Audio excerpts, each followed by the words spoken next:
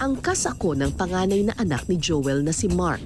Sanay siya sa pagmumotorsiklo dahil bata pa lang daw siya, inaangkas na siya ng kanyang ama. Simula grade 1, 2, 3, sinasama niya na po ako ng Saan? paghatid ng kabaong. Ako yung, kumbaga ako yung backup niya, nakasakay sa tangke ng motor.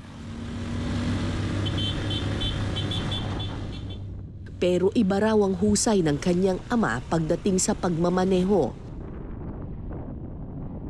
Kung mapapansin ninyo, si Kuya Joel pirmeng nakatindig dun sa kanyang motorsiklo.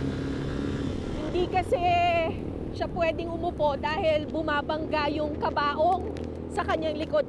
Halos kalahati nung upuan, sinasakop na nung